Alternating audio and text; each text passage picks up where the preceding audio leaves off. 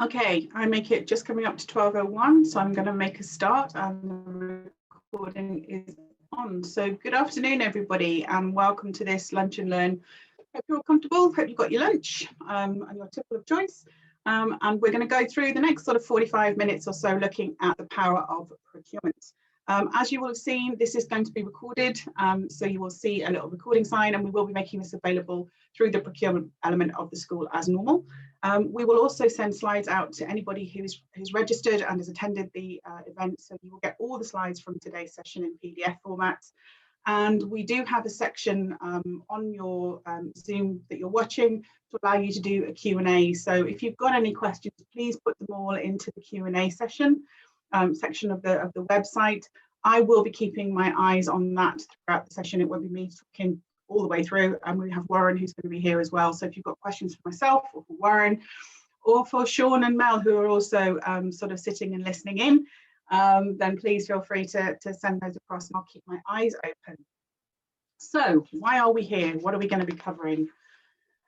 We are running this session, this Lunch and Learn, as part of a bigger program that you may or may not be familiar with yet, called the Productivity Through Procurement. So we've been running events now probably for the last 4 or 5 months around e-learning and workshops. We've done a couple of Lunch and Learns all around how we upskill procurement professionals and people involved in procurement. So this isn't just a procurement professional community, but people involved in procurement as well. And we'll explore that in a little bit more detail in a moment. This programme has been brought to you, sounds like an advert, doesn't it? Been brought to you by the Supply Chain School, by the Supply Chain School partners. It's been funded by CITB, but we've also managed to get some really useful partners on board with us as well within this space. So King's College, the Institute for Collaborative Working. We've also got SIPs. As we do with all the stuff we have in the school, it is CPD accredited. So when you attend this, you will also get all the CPD accreditation that goes with it. So hopefully you'll find that all really, really useful. So who have you got today? Well, basically there is myself. My name is Helen Carter. I am a sustainable procurement, modern slavery, human rights specialist that works for Action Sustainability and the Supply Chain School. But my first love, my first passion is procurement, I suppose, and was ever since I left university. So I'm going to be giving you a bit of an overview today in terms of what we mean by procurement and how we focus on this. But I'm also joined, and I'd like to thank Warren Lyons from Onsite, who's going to give us a bit of a case study a little bit later on. So he will be joining us a little bit later on. You can see him in the box. What's up, Warren? Brilliant. Okay, fantastic. So why are we here? What are we going to focus on today? Basically, procurement is under the spotlight, and we'll see that in a bit more detail later on. So we're going to explore this in a bit more detail. It's looking at what procurement actually is and what people perceive it to be. Why is procurement suddenly a hot topic? Why is it suddenly in focus? So what are the drivers at the moment for really thinking about why we should be procuring better? And you're probably familiar with a few of them today, hence why you're here. Why should we be looking at good procurement, and what are the benefits to ourselves and to our organisations? And then just a quick overview, because I've only got you for about 45 minutes to an hour, on what the key stages of procurement are. So what do we really mean by procurement? What are the activities contained within that? As I've said, Warren is very kindly going to then give us a bit of an introduction into what the supply chain has the capacity to do, and what the supply chain can do to meet your needs, in terms specifically of what Onsite has been able to do for some of its clients. So that's really what we're going to cover in terms of today. So when we talk about any subject matter, the first thing to do is always define it. And the first thing it's a strange word, it's got lots of different meanings to lots of different people.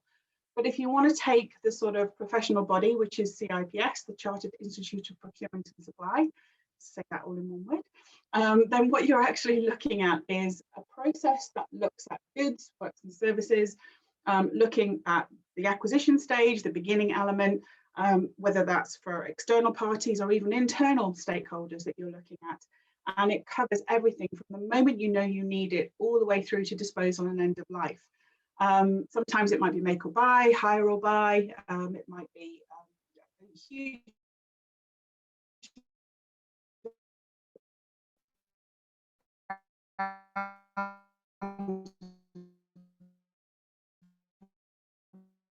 appraisal decisions. So procurement, particularly, is a still that works at a desk, who's given a requisition and told to get me this widget, get me this piece of plant, get me this timber, get me this subcontractor by Saturday, please, and it's Friday. Sometimes the requisition turns up on Monday and they've already had the goods and they'll have been here the weekend before. So the perception of procurement in the way that we look at it with our industry still has a way to go in terms of how we really get some of the benefits associated with it. The other thing to think about as well when you're talking about procurement is if we're thinking about the moment you know you need it through to the disposal aspect, think about in your organisation who's involved in that process. It isn't just a buyer who sits at a desk and processes a requisition. We're talking designers, we're talking engineers, we're talking construction managers, we're talking people who manage the contracts. They are part of that procurement process. And really, this is what this project is trying to do in terms of getting people to think beyond the whole, I have a thing I need to buy and I need to buy it cheaply. So how do we deal with all the impacts? How do we deal with all the risks, all the issues associated with procurement from the moment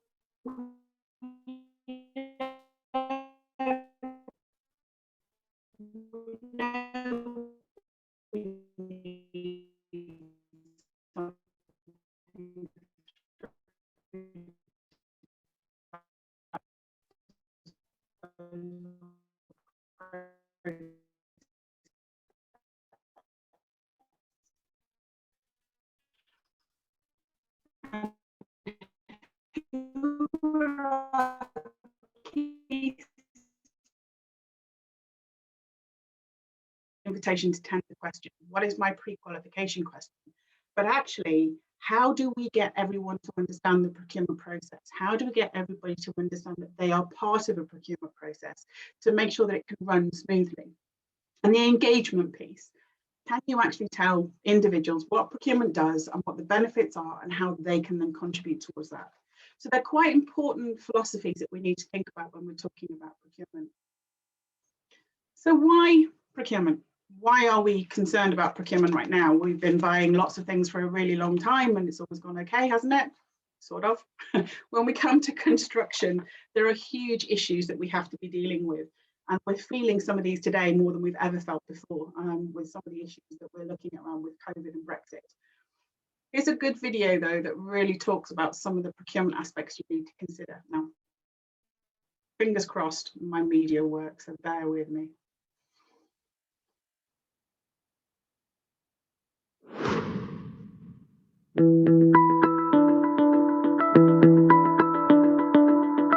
So why is procurement important? Well, there's a number of reasons, including how good procurement can help businesses to manage risk more effectively and build resilience. It can help businesses to identify and engage with their subcontractors at a much earlier stage in the procurement process, and it can have a huge impact on the organisation's sustainability performance. In terms of risk, there's a variety of things that potentially can and sometimes do go wrong. And so being proactive in the way that we identify and assess risk at an early stage of the procurement means that we can be much better prepared if something happens. Identifying and engaging subcontractors early in the procurement process can really help to deliver stronger, closer and longer lasting relationships because all the parties involved are invested in the project. This can help to improve efficiency and could lead to the joint development of more creative or innovative solutions, resulting in cost savings, quality improvements, or both.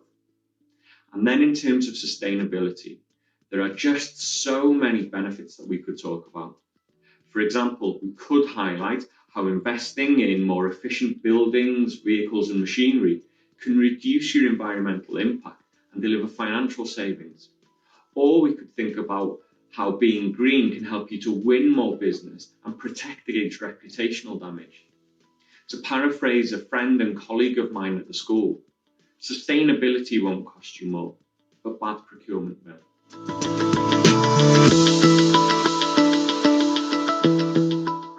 So why do we need procurement? Why is procurement more important now than it probably has ever been?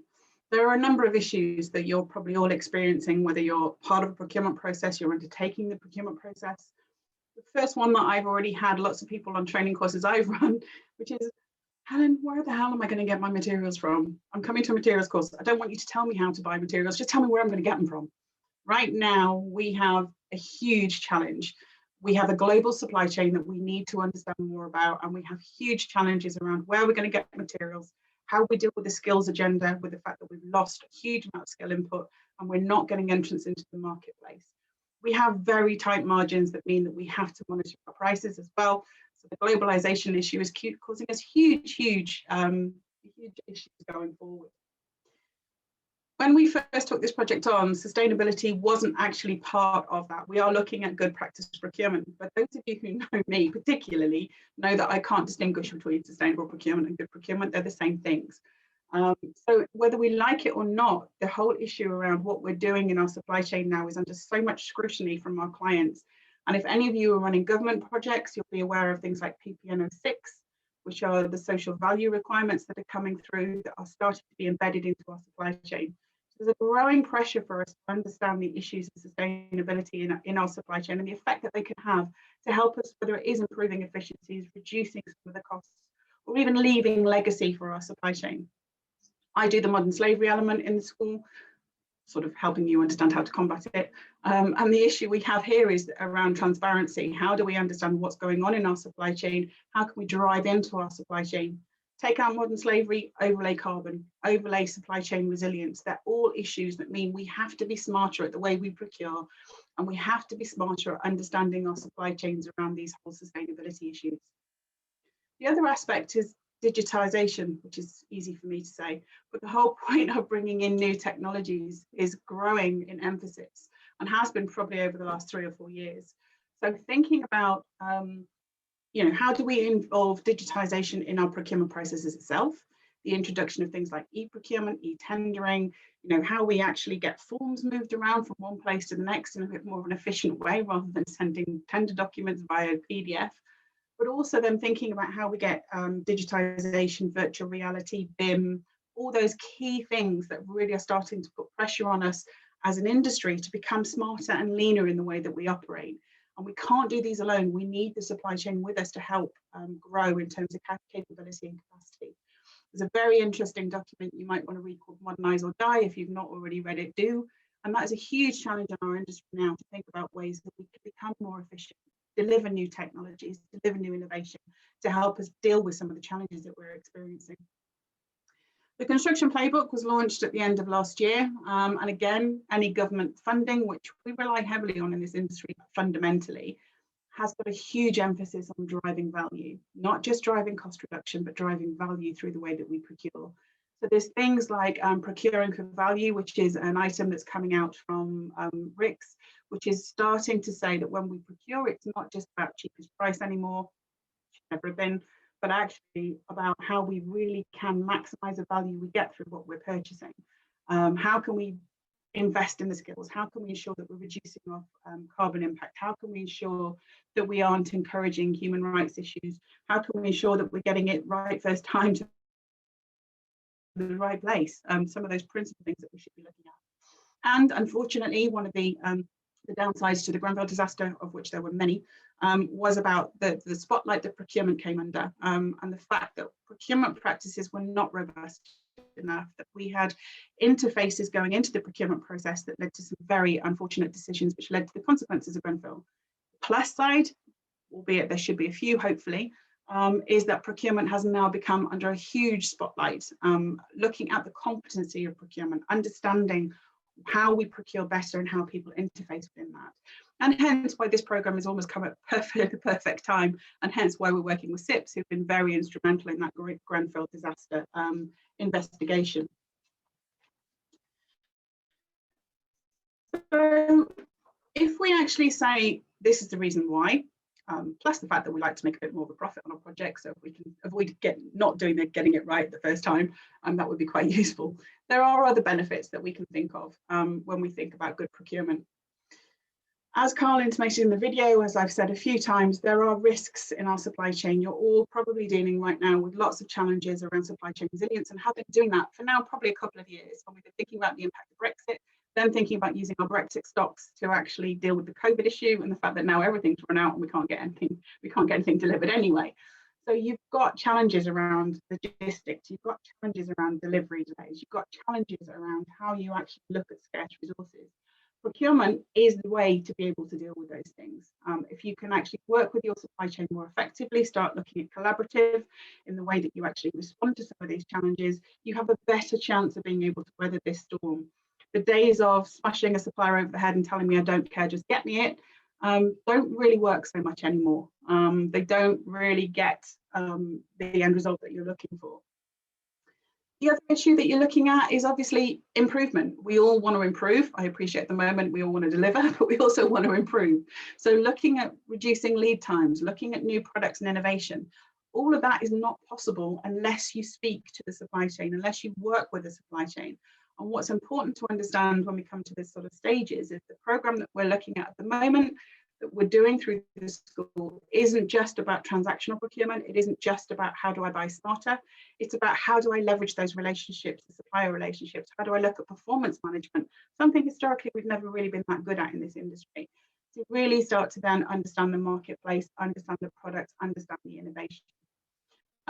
Looking at roles and responsibilities, I mentioned earlier, it's not just procurement person that sits there with their requisition. There's a huge cacophony of people who get involved in the process. So making sure everyone understands their role and responsibility is important. As part of the program that we're working on at the moment, as part of the program that we're doing with this, we are actually tasked by CITB, who are funding this, to find £5 million worth of savings. Now I put savings in inverted commas because it isn't just about how much pound, shilling and pence, but in terms of efficiencies, in terms of productivity, how do we measure that? Around snagging, around downtime, around all those sorts of other issues that we've been thinking about. A lot of this stuff isn't possible unless you're looking at how you work with your supply chain. And procurement is obviously the key driver on that. So how do we look at improving efficiencies? 9 times out of 10, your supply chain would be able to tell you how to do it better than maybe you can do it yourself. So using your supply chain to understand the sort of expertise they have to help you understand how those efficiencies is really, really important.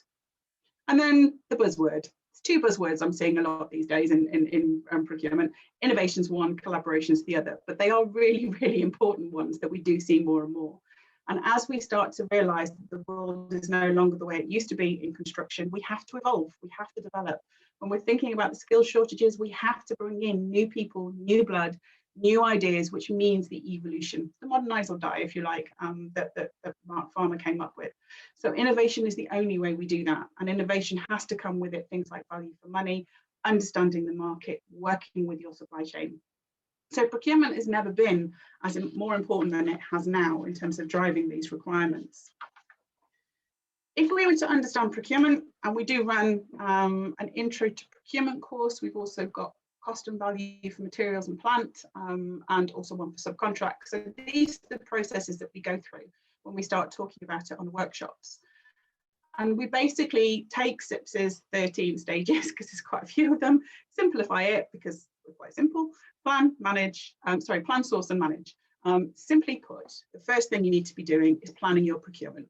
Now I can feel a few of you sitting there eating your lunch thinking, yeah, it'd be great if a client could do that. It does help if a client can do it at the beginning and plan what it is and make sure that they're really clear over the requirements that they want. But it doesn't stop you wherever you sit in that supply chain to think about the planning process. What is it that we need? Not do we want, what do we need? What do we know that the market has the capability to do? And this is really where procurement does come to the fore, because procurement is about understanding the market, understanding the products, understanding the leverage that you have with your supply chain to drive some of those, and then develop your plan. And right now, I should imagine a lot of you in the materials phase, or maybe some of that labour market phase, are in this planning phase. How do we get out of this? How do we deal with short-term crisis? How do we deal with long-term strategy? Then it's what I call the technical aspects. This is probably the bit where the person is sitting there at their desk with their requisition. In terms of what's my pre-qualification? How do I pick the best suppliers that are out there? How do I make sure my spec and my specification or my scope of works is exactly what I need it to be? And then how do I do the mechanical stuff? Issue the tender and obviously evaluate that. And there's lots of parameters within that we can look at in a bit more detail. And then, if any of you have heard me on my courses before, I have this phrase where I talk about let and forget. Hopefully we're not in that let and forget phase, that we've got a little bit better than that. But there is this tendency potentially in our industry sometimes that we have to throw the contract over the fence and tell them to catch it and get on with it. Realistically, the contract needs managing. And this is about taking that balanced scorecard approach, thinking about what have we put into the contract? Is it being delivered? If it's not being delivered, why? And sometimes we have to do a little bit of navel gazing to say we might be the reason it's not working, or actually understanding that the supply chain needs something from us. So that managing the contract piece actually delivers you possibly even more savings and more efficiencies than the simple price negotiation that you've gone through in terms of that contract requirements. So there's huge benefit in managing contracts effectively and efficiently, and obviously building a good supply chain capability over time. As I've said, we go through all of those in a lot more detail in our workshop. But those are the key stages that you really need to be thinking about in your organisation. And when we're talking about procurement, think about who's involved in every single one of those. It isn't just a procurement person. There will be more in your organisation than you think. So just before I pass over to Warren, who's going to give you sort of an overview of what the supply chain can do to help deliver some of these items, and obviously think about the sort of best practice supply chain area, 2 case studies I've got to give you are just an overview of how supply chain management, how procurement development really does work. Now, before anybody says, well, that was rubbish, that project didn't quite work, and these things went wrong. Things go wrong on every single project you ever do. They always will. But the reality is there's some really good practice in here. So if we take Springfield Primary School, for example, that was a key project. There was a massive emphasis on the need to use BIM. BIM level 2 is still a huge requirement in public sector. And I remember from my earlier days in the school doing lots of BIM and offsite training in Birmingham, talking to lots of SMEs about how you use BIM, with lots of them scratching their head going, what does that stand for? What is it? And the reality is that there are huge benefits in really planning properly up front and using tools like BIM to think about your building management. What Kia realised very quickly was that they didn't have a supply chain that had capability to do that. That they actually needed to invest in their supply chain to actually train them and put in place sort of activities that allowed them to develop micro and macro strategies, or macro and micro strategies, to be able to then implement the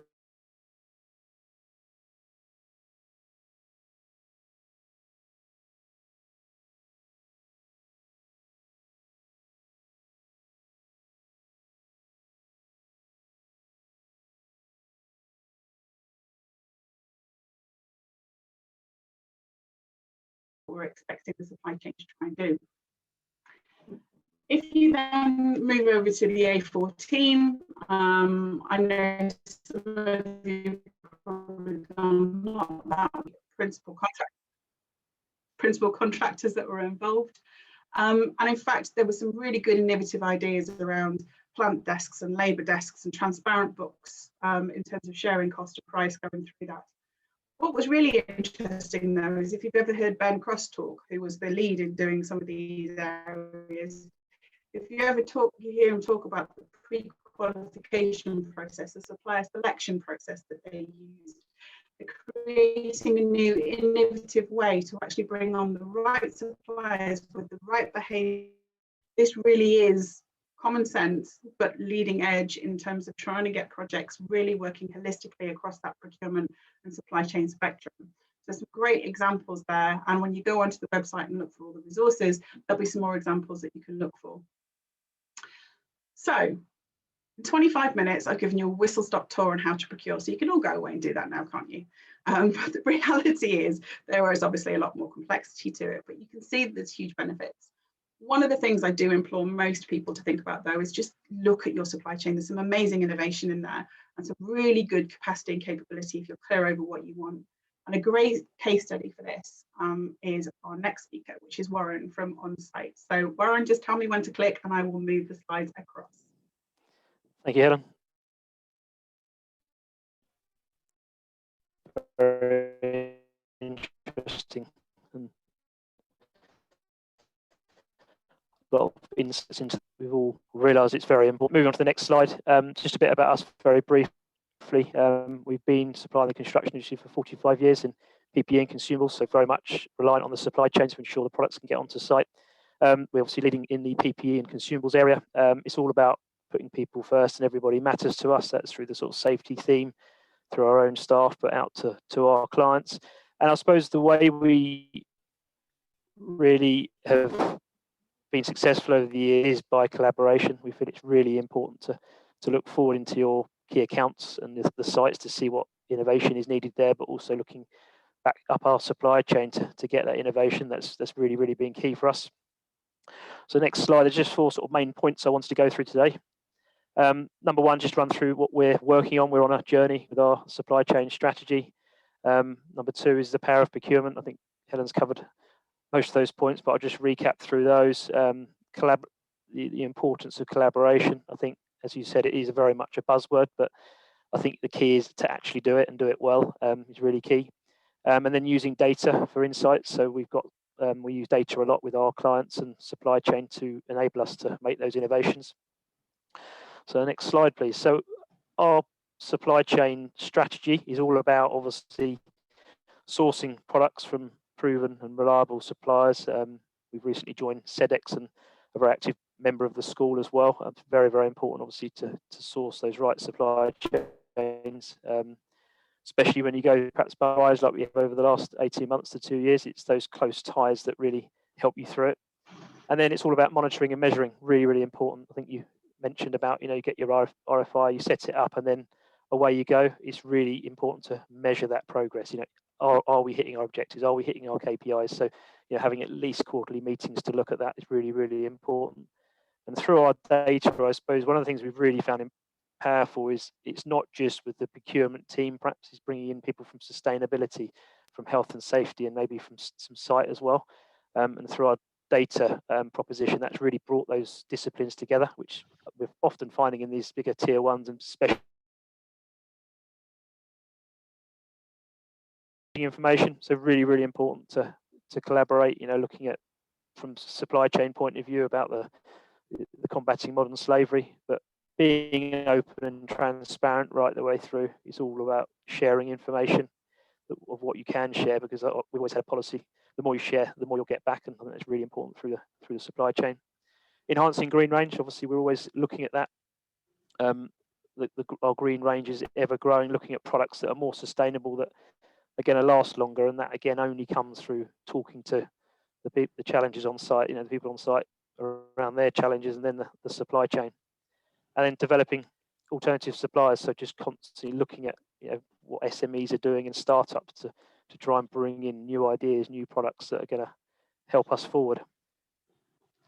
So next slide's about the power of procurement. Obviously, number 1 is about lower costs. This procurement affects the bottom line in our businesses. Really important, but we need to look at what value is being added through that supply chain as well, and that can be done through data. There's some significant savings you can make by looking at processes and how you can improve those through procurement.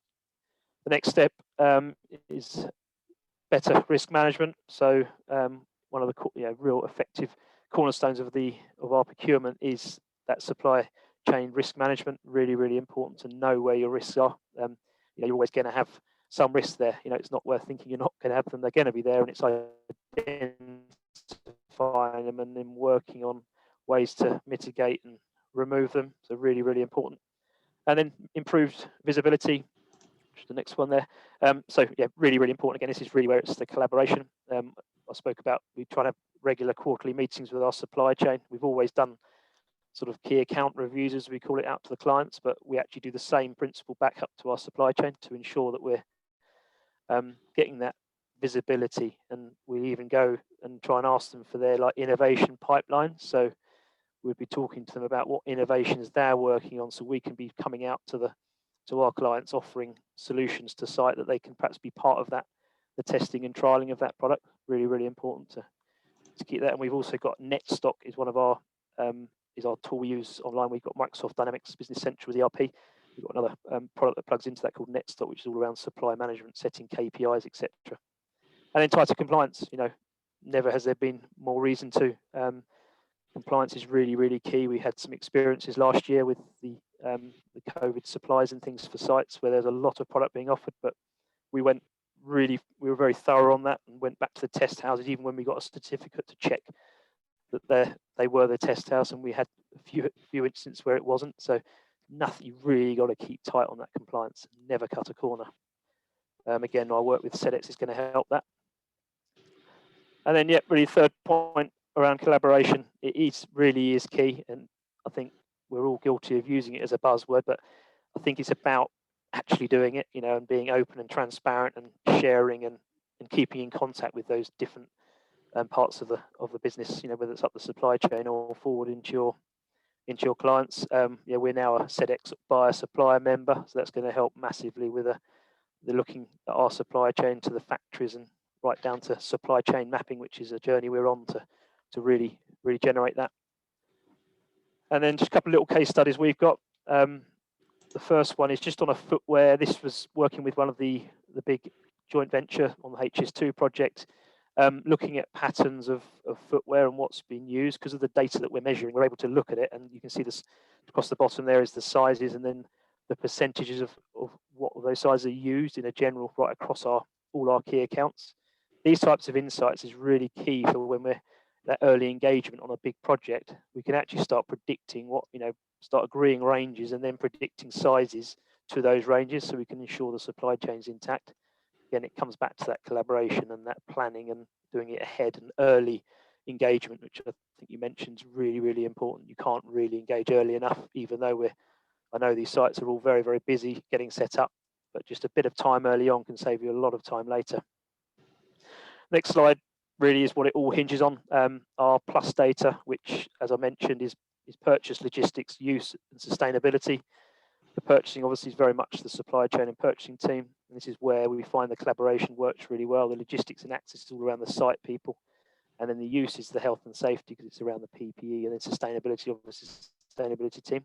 But through this data, it brings those four disciplines together to discuss those next steps. And we've obviously working on very much a sustainability strategy that focuses on 3 pillars, which is plant, procurement, and people. Again, we're collaborating with people to enhance that strategy as we move forward. Good, next slide. And yeah, this is the final case study, which is on the school website. So this was an overshoe. So we had, from our data, we'd visited some of these big sites and realised that over 100,000 pairs of the horrible blue disposable overshoes that most of you would have seen at some stage, and we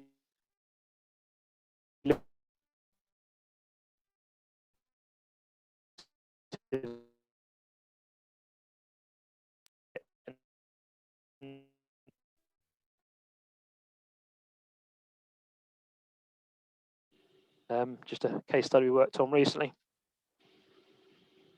And I think next slide. That was it, Warren. There was one at the end. We've got actually another lunch and learn on the 3rd of August, which goes into the plus a bit more detail with one of our key accounts, which we'll pop it around as perhaps on the slides. So please do. Yeah, that covers fantastic. Thank you, Warren. Okay, fantastic. Thank you. We're going to do some Q&As in a moment, although I've seen Sean's busily been typing away and answering everything for me, which is really good, so I don't have to think about it. But I think what was really good from Warren's case study is looking at that creation of data, that creation of collaboration, that creation of a closer relationship, which is so key to procurement in order to enable us to deliver on construction projects. So when people are thinking about how do I look at transformative procurement, how do I look at really embedding good procurement, don't just focus on the process. Don't just focus on the fact that I've got to have ITT, what's my contractor. They are really important, I appreciate that. But what you've also got to be thinking about is how do I change the culture in my business? How do I really get people to understand the power of procurement, the role they play in delivering that and ensuring that people are really engaged in all the right gateways along that procurement process. It's a massive challenge. It's a huge challenge, and still one that I haven't seen consistently enough done over the last 20 years when I've been working in construction. But we are getting there in terms of needing to work closer internally with our stakeholders, but also with our supply chains. Data is key. There was a question in the Q&A around, yeah, but I've got this measurement and performance data and my suppliers aren't changing. Data is really important because that informs the conversation. It's not just about collecting data, but it's about then turning around and using that data in a constructive way to either look at continuous improvement, to drive better decision-making processes, but using it, and that's where procurement comes in, using it almost in a facilitated role to then say, how do we move from A to B? Really quite simple, but you need the data to start off with, and whether that's data from your supply chain around scope 3, around the size of my boot, around where it's coming from, which manufacturing facility in China is providing it. The data is the bit that enables you to make intelligent decisions. And then the other bit that you need to invest in is knowledge and capability. We are better now at sort of needing professional procurement people. There are a range of, whether it's going through the commercial world, through RICS, or whether it's going through SIPs. We are getting more and more people now thinking about procurement as a profession. But actually, if you look at things like ICE, there is much more of a conversation happening now to the engineering community around what procurement is and how it works, what they do that influences the outcomes. So knowledge and capability is really, really important. And really, that's where the CITB funding has come in for this project, in terms of not just looking at working out how we can work with some of the what I call the supply chain improvement projects. I'm going to abbreviate to SCIPs, but actually how we then start thinking about improving knowledge and capacity beyond just the procurement teams into things like procurement for people who've never procured, people who interface into the project, your plant managers, your material managers. All of those sorts of people have to have as much knowledge and capability in procurement as probably the procurement people themselves. So if you're thinking about your transformative, you're thinking about how do I look in my organization, whether it's an SME, tier 1, tier 2, don't just focus on the process, but think about all those interweaving elements as well that go in, that enable you to get a better idea and understanding of what you're procuring over time. So as I plugged about 10 million times already through this, remember the reason we're here, apart from to get you to procure nicely and to think about why procurement is so important, and actually a really good profession, but also to think about the fact that we're here to help. So within this program, we have a huge range of online resources. We've already been running our training courses. So we've got what we call an elevator approach. You start at the bottom with intro, and then you can go to plant, and then you can go to materials, and you can go to subcontract. Then you can go to supplier relationship management and performance management. So if you really want to understand that managing piece, there's a bit in there. And for those of you that really do get excited by collaboration, and there are a few of us, then you can actually start thinking about collaboration and start to really push some of those models, as in the A14. If you've got highways, it's a big thing for them at the moment in terms of the clients. Anglian water, in the infrastructure sector particularly, it's a big thing. So there'll be a range in the collaborative piece as well. If you don't really know what you know, and you don't know what you don't know, then there's a competency tool you can use as well. So you can go online and assess your own personal competency around procurement. You may know more than you think you do. You may not know as much as you think you do. The assessment tool enables you to do that. The other thing with the assessment tool is that it's not just for procurement. So it's broken down by roles, i.e. I influence the specification. If you influence the specification, you can take the assessment and it will tell you what you should know. And it will give you resources. It also does this at an organizational level so that you can actually look at, well, is my organization set up for procurement? I'm sure if you go and speak to anyone in your organization who does procurement, they'll tell you there's not enough of them and you need at least 10 times more. But the reality is you may not be set up properly, or you may need to have a rethink about how you look at your procurement. We have e-learning modules then that can be used. So they're a good sort of taster into the sorts of key themes that we've been talking about today. And then we obviously have the workshops. We'll be running sessions like this over the 2 years of the program that we have. So we have another one in September that will go through all of this detail and a lot more in terms of how you can use the pathways. And then we also have a huge number of resources. I mean, it's literally, we're an umbrella company when it comes to, not in that way, we're an umbrella company when it comes to sustainable procurement. That we pulled in from SIPs, we pulled in from ICE, we pulled in from RICS, all of those organisations. So we're a good portal to sort of really point you to some up-to-date thinking. As I mentioned, I won't go through those in a huge amount of detail because I'll do a Q&A in a moment. The intro to procurement, cost and value, plant and materials, they're the e-learning modules, all the way through to collaborative behaviours, even collaborative contracts and how they tend to work. So there's a little bit for anybody who's involved in the procurement process in your organisation.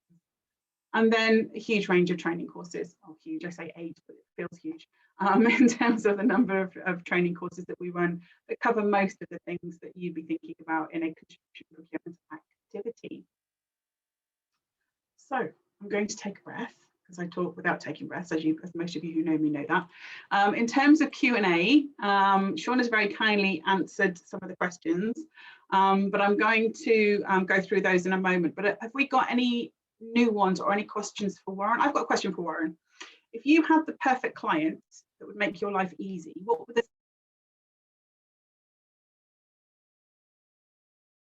3 things that client would do? I know, being buying you lunch, something a bit more ethical than that, please. I suppose it's down to the forecasting. For us, it's that early collaboration. It's so easy. We're a PPE and consumable supplier. We're one of the smallest slithers of the whole project, but just that early engagement, before the project starts, just giving us the numbers of for us, it's easy with PPE, the numbers of the early engagement piece. I suppose then just the access to the different departments to bring that, help bring them together through this data. Yeah. And then I suppose it's really down to that build, measure, learn, just keep that quarterly rhythm of meetings up so you can keep the way it works. You set SMART goals for that next quarter and then you review again and just keep going. Yeah. I suppose those are probably the top 3 key things.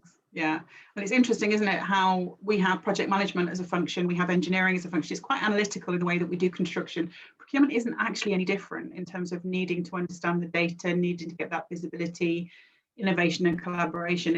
It's a strange thing. I think it's misunderstood sometimes as a profession. Okay, brilliant. Thank you, Warren. I don't have any more questions at the moment. If anybody's got any, please put them in, but there's been some in the chat. I don't know if people have been able to read that, so I'll just quickly go through them and our very expert response in Mr. McCarthy.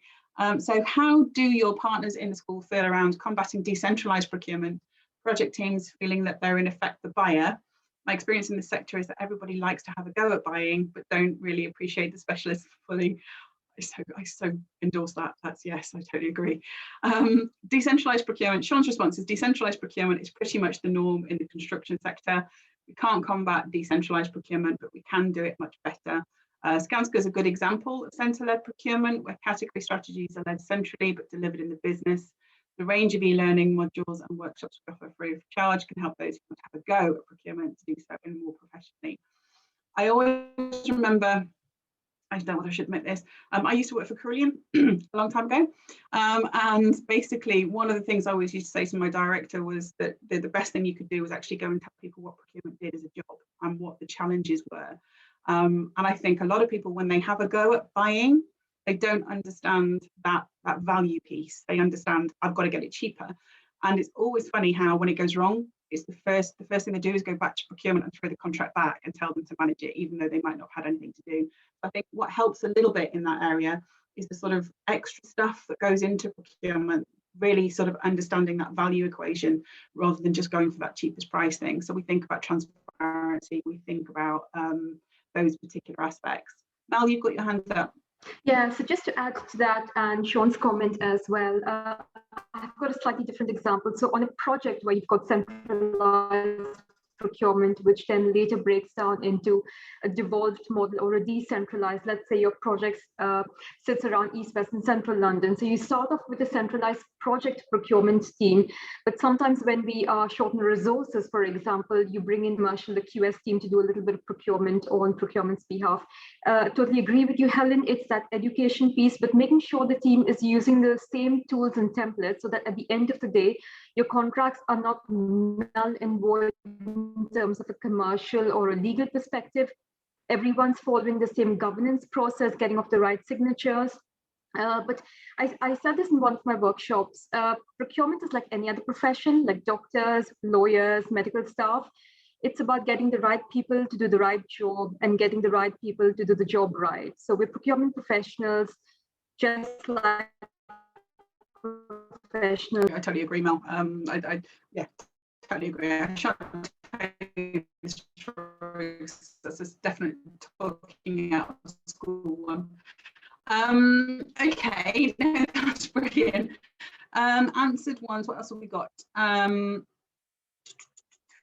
we have, how can we include all requirements in the contract? For example, we don't speak about contracts, and we've got a lot in the NEC. Well, we don't go into the specifics. The training course we're doing on subcontractors is not use NEC over JCT, but there is a huge range of different contractual requirements that exist that help with some of those aspects. The key when you're putting anything together, when you're putting a contract, is to make it sure it's really clear at the outset what it is you are looking for delivery through that contract. So again, what we see is a lot of focus on, if I'm buying stuff or I'm buying a service, I'm so focused on that and not the extra stuff that goes with it, that sort of service level that needs to come in place. So there's nothing stopping you putting all that into documentation. It's just making sure you're really clear what it is you're buying up front, and making sure there's details around. If you want data to be collected, that has to go in up front of the contracts as well, to make sure you're really clear about what sort of data you want. That's always a useful one. There's a question about our supply chain doesn't deliver through monitoring and measurement. What can procurement do? So that's to the point with, the data is your discussion point. The next point is working with the supply chain with that data, and Warren articulated that really well. Give some visibility, and we can actually then start thinking about what you do. It's the key. I always talk about procurement being almost like a facilitator. They understand the roles and procedures, they bring everything together, they meet the parties, and then they make sure the contracts are being run the way they should be. But it's about a collaborative nature with stakeholders, and that data helps that conversation be a bit more organised. Somebody's asked about the key relationships between procurement and logistics, and the key outputs. Yeah, one of the things that's quite difficult with procurement is that people tend to think of procurement as buying. Actually, you start to think more about supply chain management, and actually that's where, again, where our sort of profession is going. So we are the keys to the supply chain, and that includes the logistics. So if we think right now about the challenges that we're having, you may be able to get the materials, but you might not logistically be able to get them delivered because of the HGV driver issue. So thinking about the entirety. I've seen it with green travel plans where people have had to have materials delivered to site, and they've gone into areas where maybe there's air quality restrictions, or there is congestion charges, or things that you need to think about. How you get things from site to site and back again. Logistics are all key. They're really fundamental. And I'm sure Sean would be quite happy at some point to talk to you about his Olympics and his concrete facilitation that happened in terms of including the logistics in that sort of carbon footprint world as well. So logistics is just part of that arrangement that you're looking for. Great question here from somebody who is a sustainability professional. Hello, and not a procurement professional. Do you incorporate any of the sustainability standards?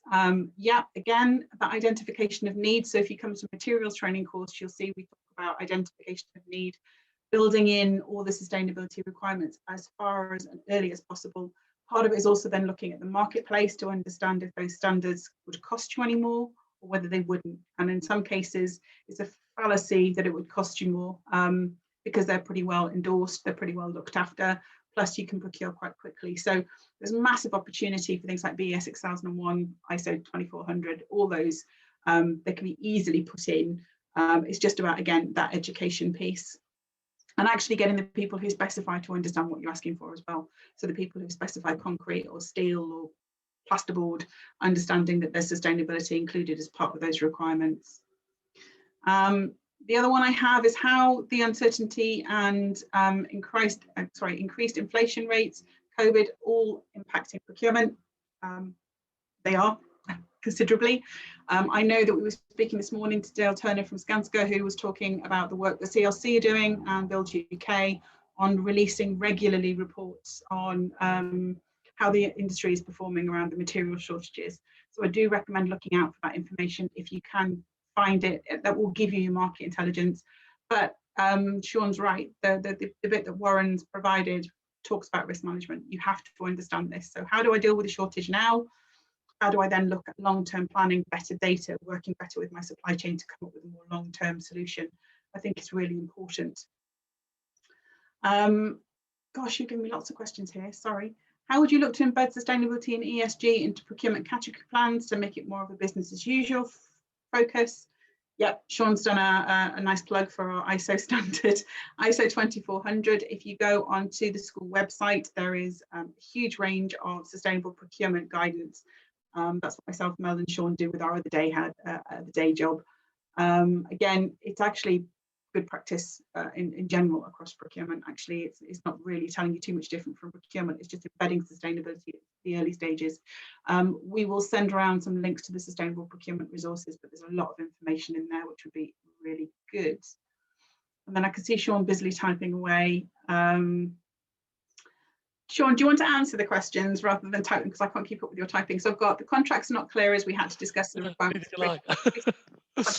Yeah, no, thanks, Alan. Yeah, I was just typing an answer to that one. This is where early contractor involvement can really play a big part. As you heard in Carl's presentation, the earliest time you can get involved in procurement, the better.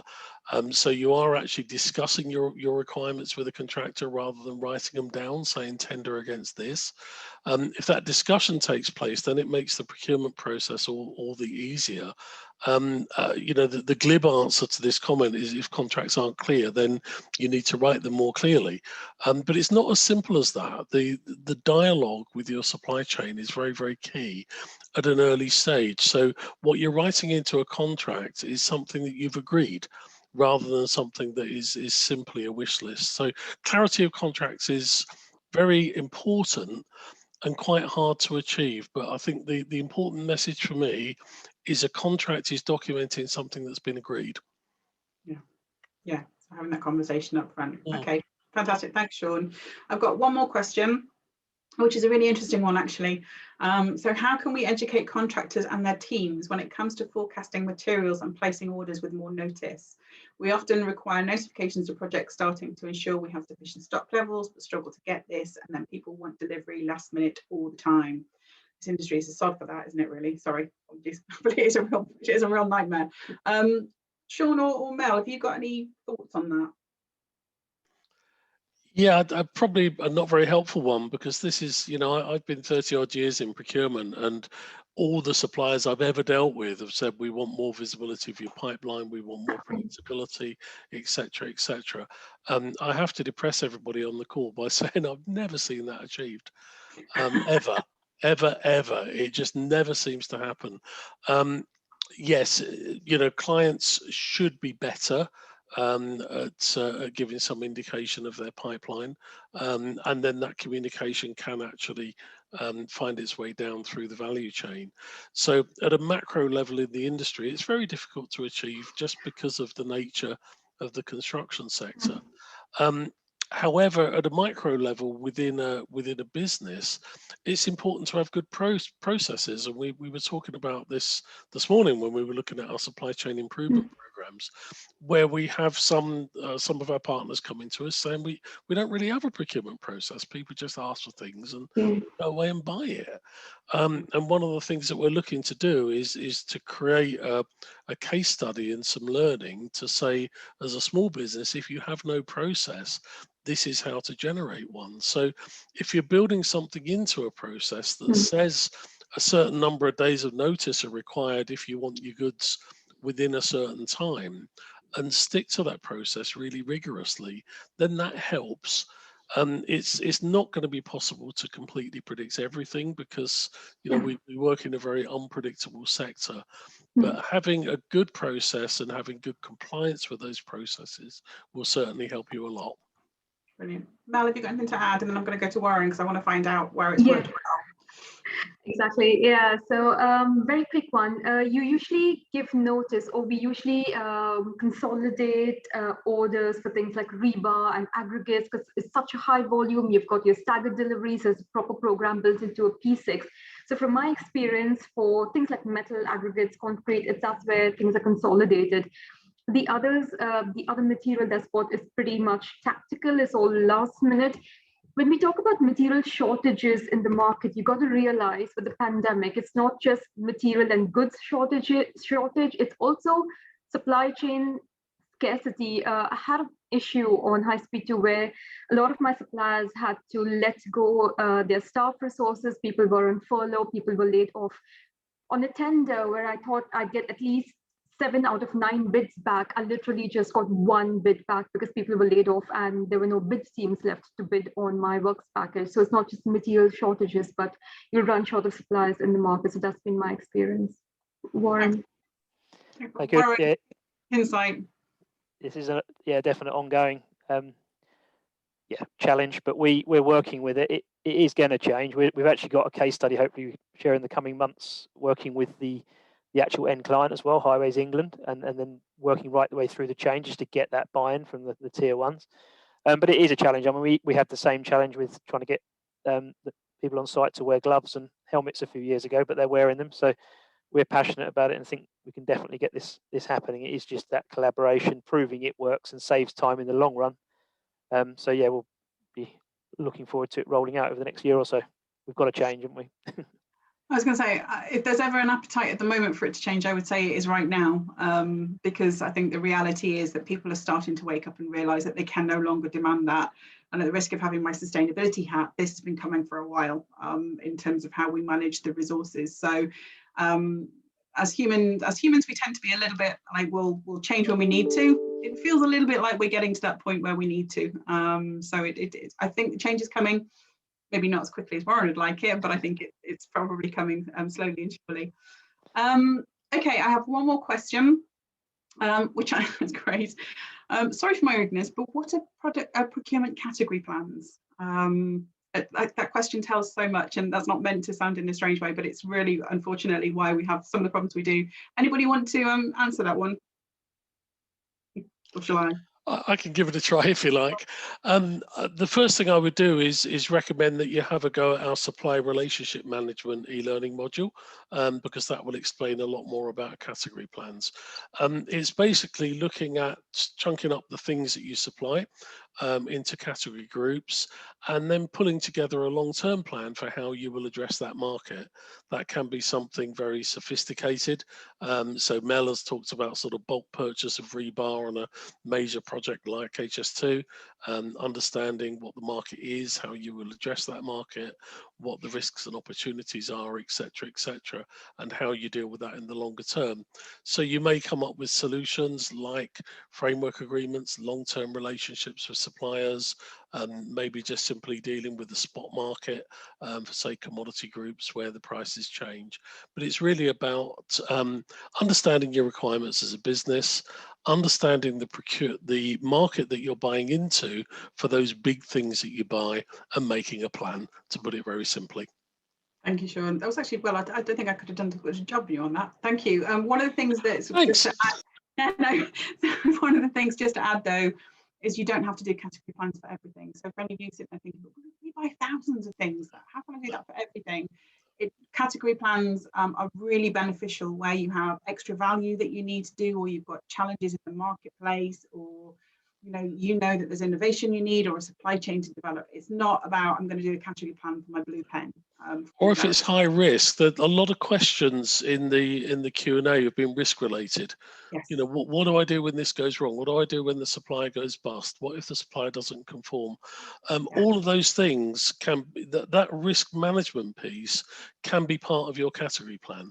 Yes. So, what is it that can go wrong, and what are you going to do about it if it does go wrong? So, for instance, I was working a number of years ago with an electronics supplier, and they were concerned, they supplied a lot into the defense sector, and they were concerned about conflict minerals and what might happen if one of their suppliers further down the track got found out doing something bad, in which case the American Department for Defense would not deal with them.